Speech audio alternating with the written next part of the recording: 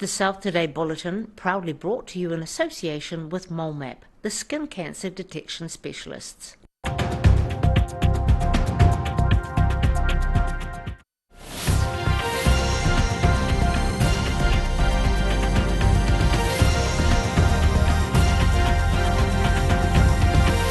Tonight on the South Today, Dunedin MP David Clark says goodbye to the world of politics, delivering his farewell speech in Parliament.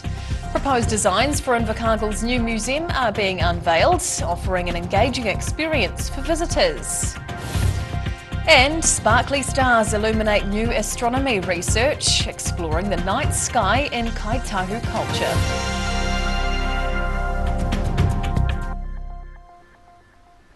Kia ora, good evening. I'm Hannah Wilkins. Dunedin Labour MP David Clark made his valedictory speech in Parliament as he prepares to retire from politics. Dr Clark had a rollercoaster ride over his 4 terms in Parliament, but is now officially stepping away from the political limelight. Applause from across the House as Dunedin Labour MP David Clark formally bids farewell to politics. The former Selwyn College warden entered Parliament in 2011 as the MP for Dunedin North. Following the 2017 election, he was appointed to Cabinet as the Minister of Health and Associate Minister of Finance. However, he was forced to resign in mid-2020 after a series of controversies relating to his behaviour during the COVID-19 pandemic. We had eliminated COVID-19 from New Zealand, and then I resigned. David Clark also made some positive changes to the city during his time in office, including helping save Invermay, creating the Centre of Digital Excellence, and securing funding for the new hospital. And he says while many people have thanked him for his 12 years of parliamentary service, he insists it's the wrong way around. It is me that wants to thank you, the people of Dunedin and its northern satellites, for trusting me to represent you for 4 terms. It has been a privilege. Clark ending his speech paying tribute to those who had supported him, including his wife and 3 children. Kids, I'm looking forward to finally taking that advice you gave me at so many school fairs and other community events. Dada, no talking, just walking. Kia ora koutou. Clark says there'll now be plenty of time to spend with his family. He already has a post-politics career sorted, with plans to start work as the Registrar and Secretary to the Otago University Council in October. And Dunedin, the South Today. Southland students can now breathe a sigh of relief, with Te Pukenga announcing SIT's fees-free scheme will continue into 2024. The scheme's future has been up in the air since the Southland Institute of Technology was folded into Te Pukenga, which saw more than 20 tertiary institutions across the country brought under one organisation. Free fees at SIT is now set to continue next year across its campuses, except for those in Christchurch. Te Pukenga is also planning to continue the scheme beyond 2024 for those already enrolled in multi-year courses.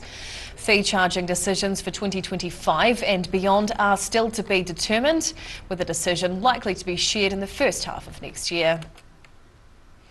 Concept plans for Invercargill's new museum are being unveiled, showcasing a design that promises to redefine the city's cultural landscape. The new Southland Museum would also give a celebrity reptile a nearby home, offering visitors an engaging experience. A glimpse into the future as Invercargill comes one step closer to the opening of a community treasure. The first draft concept designs for Southland's new museum have been revealed, which includes an exhibit space, a cafe, retail section and educational areas. Yeah!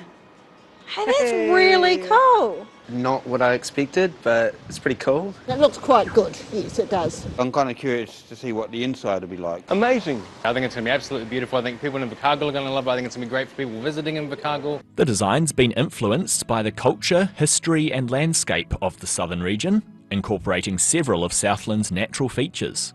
A standout in the design concept is the inclusion of an outdoor amphitheatre for performances and cinema screenings, which will also be used to view Southland landmarks in the daytime and the Aurora Australis at night.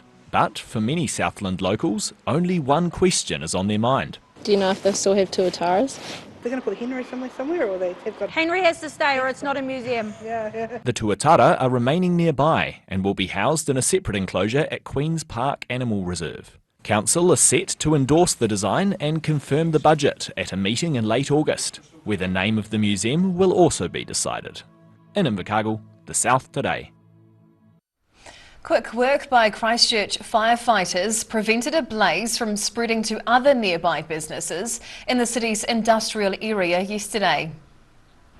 Fire crews dampening down this commercial building in Sydenham after a fire took hold just before lunchtime on Thursday. Radiator reconditioning business, Christchurch Radiators, was left pretty gutted after the blaze, according to staff at a neighbouring business. 16 firefighters from 4 city stations arrived shortly after the alarm was raised, with surrounding businesses evacuated. The building behind us has caught fire due to work process and has ended up having a fire spread through the building and into the roof space. Shaw says the fire was brought under control within a quarter of an hour. The blaze began inside the building. It's believed a worker accidentally started the fire while working on a job. One person inside the building sustained minor injuries and was taken to hospital. This is a stock standard fire in a machinery workshop. We had easy access through a large roller door, so we were allowed to get crews in there, and we extinguished it very quickly. Staff were able to return to the business in the afternoon, with 2 crews remaining to dampen down the area while a fire investigator continued to work. In Christchurch, The South Today.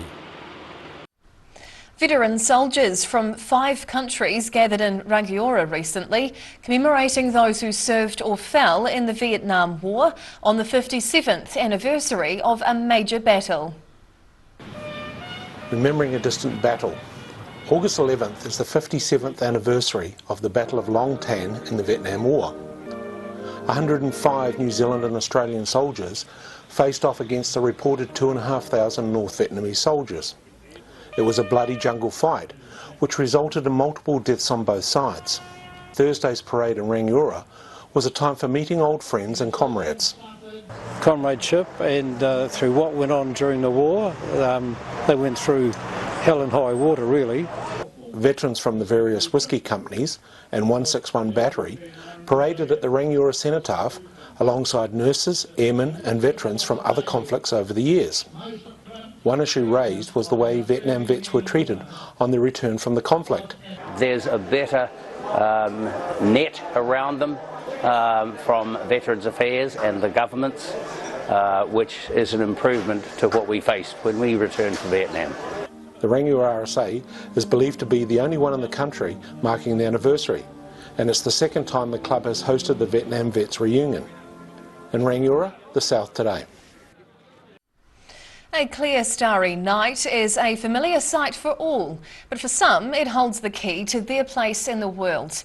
Tūhura Otago Museum is embarking on a new astronomy research journey, seeing the sparkling night sky through the eyes of Kai Tahu. The wonders of outer space on display up close and personal in Dunedin. Tūhura Otago Museum is collaborating with Te Runanga o Mauraki for an 18-month astronomy project, exploring the southern cosmos through the Māori perspective. Primary researcher Victoria Campbell believes the night sky is a highly significant part of Māori culture, feeling it's a cornerstone of their way of life. While we articulate the world through genealogy, through whakapapa and personification, and the importance that was placed on astronomy. The project aims to gather knowledge about the southern sky in the hopes of developing educational resources for schools and the general public. I would hope that as a nation we get a greater understanding of the importance and the relevance of astronomy.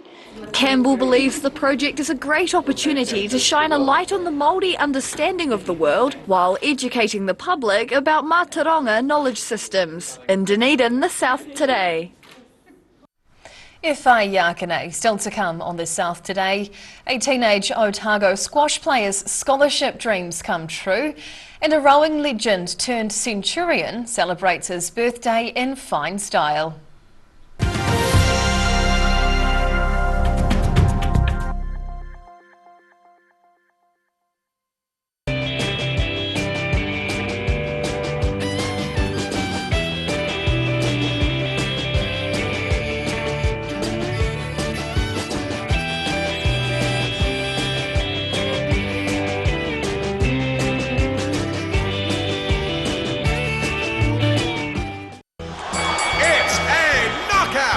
Prices are down for the count this weekend at John's Furniture Warehouse and pay it off over 18 months interest-free. It's a knockout! Here at Age Concern Otago, we offer a range of services to support Otago seniors to age well with dignity and independence. We provide social work support, visiting service, health promotion and social activities. Check out what we have on offer at ageconcernotago.com. If you're at risk of developing melanoma skin cancer, you owe it to yourself to have a mole map.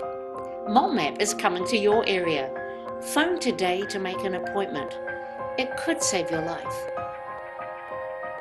A poorly maintained heat pump can lose up to 35% of its output. The Mr. Heat Pump Cleaner team are experts. Their specially developed chemical wash is totally biodegradable. Call Mr. Heat Pump Cleaner and get the job done by the professionals.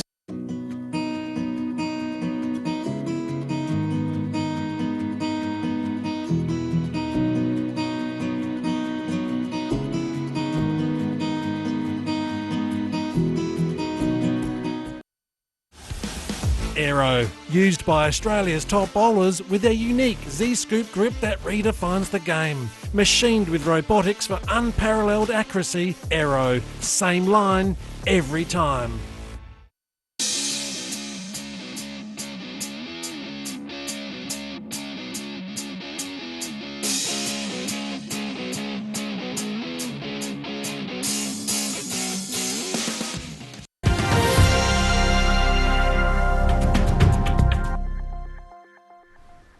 Tēnā koe, welcome back. An Otago squash player has ambitions of making it to the top level after securing a scholarship on the other side of the world. 15-year-old Aria Bannister is preparing to pursue her dreams in the United States after the boost of winning a major event. Aria Bannister is squashing any barrier coming her way. She's the first New Zealand squash player to receive a 3-year scholarship to the prestigious St. Paul's School in Concord, New Hampshire. The experience is expected to open the doors on more opportunities for her in the sport and hopefully pave a path in her dream of becoming a professional squash player. The Trinity Catholic College student has an impressive list of achievements. She won the national under-15 squash title last year and played overseas as part of the under-19 New Zealand team. I got the opportunity to go to America and Canada for a tournament, and that's when I realised that I loved it and it's what I wanted to do. Bannister enjoys playing in competitive environments and is looking forward to meeting new players from around the world. I love the culture and how intense the squash was over there. Definitely a bit of a higher level than over here. And I just enjoyed the experience of being around top players at my age. She's packing her bags to fly off to the United States later this month, with her first classes at St. Paul's School starting in early September. In Dunedin, the South Today. Fred Strawn is usually celebrating others' achievements on the water, but yesterday he marked a milestone of his own. The rowing coach legend celebrated his 100th birthday at his Twizel home and is now preparing for a massive gathering to commemorate reaching a century. Although Fred Strawn thinks turning 100 is just another number, it is a big achievement for some. The centenarian has over 60 years as a rowing coach under his belt, along with another 25 years as a national selector. Strawn seems to have left a lasting impression in the rowing world, with over 150 people making the trip to Twizel this weekend to celebrate his 100th birthday. It's a good opportunity to have some reminiscences of past. Yeah. It's a lot to do with the various people at various times. I was selector. Over his long career, he has come across many sporting legends, including members of the 1972 Olympic gold medal winning 8 rowing team, who he now considers good friends. Very closely knit people. They become more than just sporting members of your team, but very good friends. The coaching legend has helped around 70 rowers reach national honours throughout his career, and at his age is still a vice patron for New Zealand rowing. In Twizel, the South Today. And now recapping tonight's top stories on the South Today. Dunedin Labour MP David Clark steps out of the political limelight after 12 years of parliamentary service. Plans for a new Southland Museum are out. There's room for Henry the Tuatara, but the new name is still up in the air. And Tūhura Otago Museum embarks on a journey exploring the night sky's significance in Kai Tahu culture.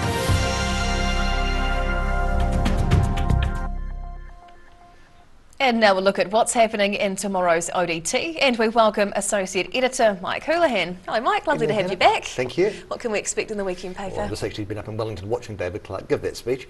Nice. And while I was there, I spoke to Jackie Dean, the MP for Waitaki. He's also retiring at this election, so there's a wee chat with her about her life and times as an MP. Okay, we look forward to reading. Yes. We've got fresh revelations about Carrollsbrook Hotel, including the outrageous amount of money a woman's been asked for permission to go and get her meagre belongings back from inside. Okay. We've got some fresh photos, artist images really, of what the new Dunedin Hospital might look like. They've just been released in the last couple of hours. Okay. We've got news the SIT may still have free fees of some description next year. Sport, obviously a big preview for the Women's World Cup over the weekend. And the Weekend Mix magazine with plenty of good reading for the weekend there. Brilliant, we look forward to reading. Thank you, Mike. Thank you. Well, time now for a look at the weather. The South Today weather, proudly brought to you by MoleMap, the skin cancer detection specialists. Looking at the situation, a classic low pressure trough will move over the region this weekend, bringing warm northerly airflow tomorrow, a cooler westerly on Sunday, followed by a cold southerly on Monday. Heading to the top of the South Island, strong northerlies with rain up in Nelson tomorrow with 15 degrees, 14 wet and windy in Greymouth, and high cloud will fill the Christchurch skies with 15 as the high. Travelling to South Canterbury and North Otago, strong northerlies are inbound through here tomorrow with 15-degree highs for Ashburton and Timaru, along with high cloud. Uamaru getting up to 14. Heading westwards to the Central Lakes. A wet start to the weekend through here with rain and northerlies expected in Queenstown and Wanaka with 12-degree highs, while Alexandra is slightly warmer on 14, but you won't escape those wet and windy conditions. Heading further south, the northerlies continue as we come down through here, as does the rain, with 12 degrees due in Gore and Balclutha, and slightly higher in the Catlins with 13. Across to Invercargill, high cloud increasing tonight as it drops to 7 as the low. Tomorrow is warm with 14, changing winds and a spot of late rain. Sunday brings more showers and strong westerlies with 13 degrees as the high. And finally heading to Dunedin. Fine tonight with northerlies and down to 7. Saturday starts nicely with high cloud before a windy afternoon with spits of rain and a 13-degree high. And Sunday looks warm with 15 thanks to the sunshine and light winds, but there is the chance of brief showers as the sun sets on another weekend. And that's the news this Friday. For the latest news and videos from the southern region, head online to odt.co.nz. You can follow Channel 39 on YouTube to catch our news bulletins on demand, and we're also on Facebook, so just search for the South Today NZ to see our favourite stories from around the regions. We'll see you again next week. Mā te wā.